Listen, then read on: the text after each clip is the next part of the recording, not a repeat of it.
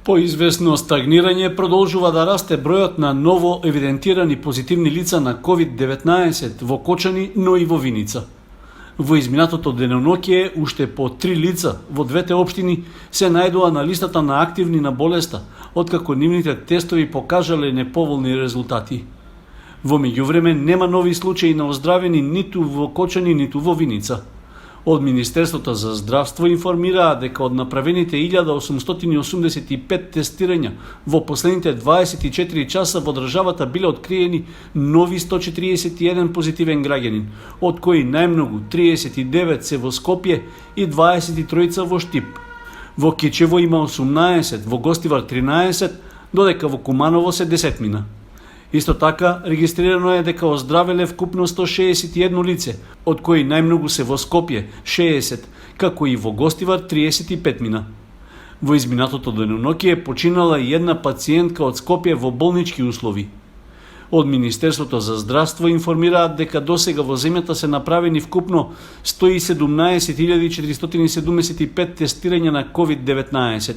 Вкупниот број на заболени надмина 12.000, при што како последица од COVID-19 починаа вкупно 529 лица.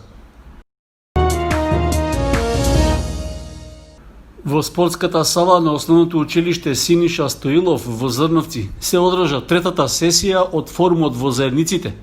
Таа е дел од активностите во рамки на проектот на UNDP за јакнување на општинските совети. На сесијата учествуваа граѓани и представници од институциите на локално ниво. При тоа се разгледуваа 5 проектни идеи од областа на социјалната инклузија и заштита, а кои од претходната сесија се најдоа на листата на можни проекти за реализација. Со представниците на работните групи беа развиени предлог концепти според посочените форумски правила и критериуми. При тоа, како предлог проекти се издвоени идеите за здрава исхрана во градинката, здрава исхрана и сензорна соба во основното училиште Синиша Стоилов, инклузија преку игра во градинката, инклузија преку спорт и рекреација и опремување на мултифункционален центар, во кој би биле вклучени пензионерски клуб, младински центар и канцеларија на Центарот за социјални работи.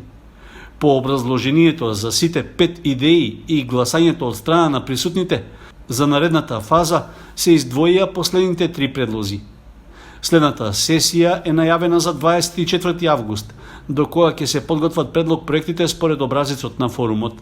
На крајот, учесниците ќе изберат најмалку еден од 3 предлога како најприоритетен за чија реализација ќе можат да се инвестираат вкупно 50.000 швајцарски франци.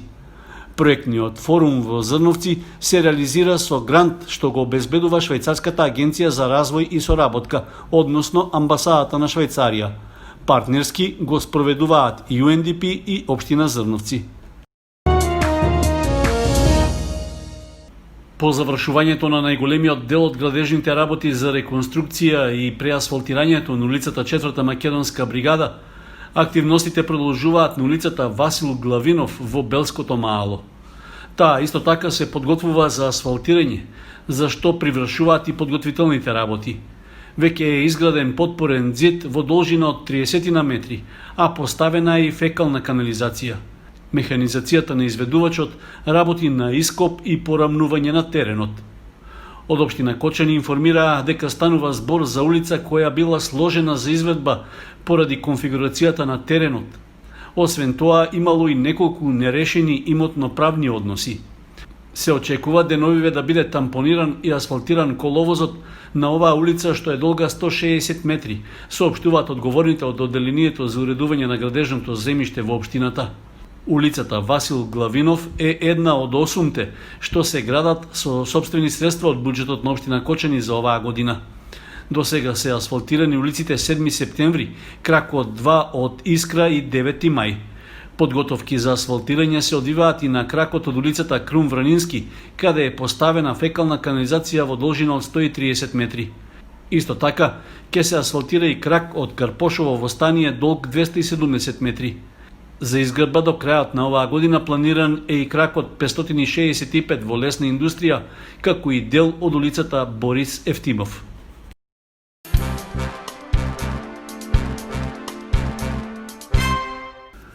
Количината на врнежи од дожд за првите 10 дена од август на ниво на држава го надминала просекот за овој период од годината, информираат од Управата за хидрометеоролошки работи.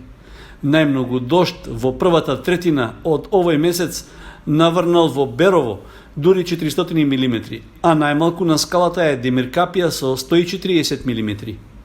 Во ваквиот неповолен просек се вклопува и Кочанскиот регион, каде поради големата количина вода од дождот, при што беа измерени просечно по 130 литри на метар квадратен, дојде до излевање од одводните канали и поплавување на земјоделското земјиште и домовите во селата Горни и Долни Подлог, Градовци, Мојанци и Облешево. Во известувањето од Управата за хидрометеоролошки работи стои дека количината на врнежи измерени во регионалните станици во Демиркапија, Штип, Струмица, Прилеп, Скопје и Охрид ги надминуваат досегашните суми на измерени декадни вредности за периодот од 1951 до 2020 година. Тоа ги потврдува сознанијата дека во изминатите 70 години во овој период на годината никогаш не наврнал толку дожд. Тоа предизвика проблеми и поплавување во неколку региони во државата, меѓу кои и Кочанскиот. Во меѓувреме тече рокот за пријавување на штетите, пошто ќе следи проценка од страна на формираните комисии, а за што ќе се бараат начините за обештетување. По изминатите денови не беше мирно на сообраќајниците во регионот во поглед на дисциплинираноста и нарушувањето на безбедноста во сообраќајот. Увидните полициски екипи од општините Кочани и Виница регистрирале неколку сообраќајни незгоди, што главно поминале со материјална штета на возилата. Сепак, полицискиот билтен потврдува дека во еден случај имало и сообраќајка со посериозни последици и тешки повреди кај еден учесник во сообраќајот. Според информацијата од Министерството за внатрешни работи, во понеделникот на 10 август околу 6 часот и 10 минути изутрината било пријавено дека на крстосницата од улиците Браќа Миладинови и Плачковички одред во Виница се случила сообраќајна незгода. При тоа во незгодата учествувале патничко возило Опел со винички регистарски ознаки, што го управувал 63 годишниот МА од Виница, и мопед Томос, управуван од 61 годишниот ВГ, исто така од Виница. При тоа, возачот на мопедот се здобил со тешки телесни повреди, поради што веднаш бил префрлен на лекување во болницата во Штип. По наредба на јавен обвинител бил извршен и увид од увидна екипа од полициската станица во Виница. И покрај специфичната ситуација поради епидемијата од коронавирусот, фудбалската школа Фудбал Старс од Кочани ги спроведува редовните тренинзи и подготовките за настап во престојното првенство.